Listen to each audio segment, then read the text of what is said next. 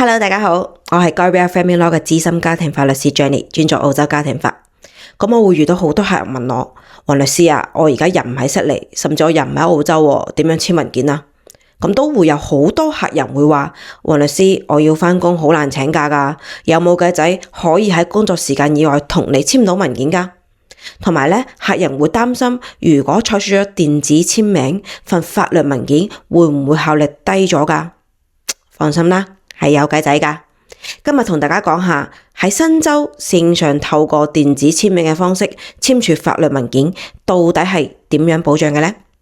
喺澳大利亞新州咧，如果你要簽署一份遺囑或者簽署一份宣誓書，但係能夠幫你做見證嘅嗰個人同你唔喺同一個城市，呢一個情況底下，你係可以選擇開視頻，叫個見證人喺視頻入面望住你簽字㗎。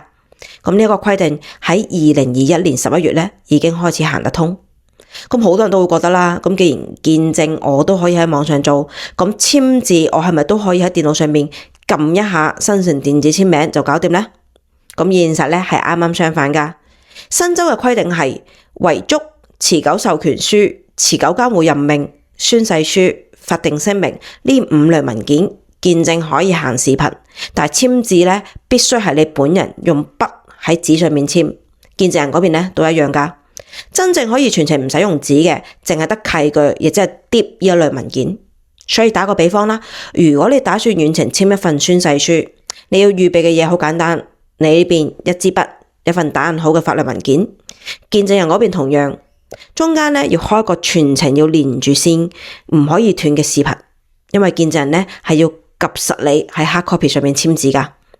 咁順帶一提啦，只要電子簽名嘅所有步驟都跟足規矩，佢嘅法律效力咧同你面對面簽係一模一樣㗎，絕對唔會因為隔住個 mon 就失效。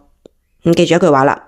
法例允許見證人通過視頻睇住你簽字，唔代表法例准許你直接喺電子屏幕上簽字。我哋係安欣家庭法，一個專做家庭法嘅澳洲律所，我哋下一次再見。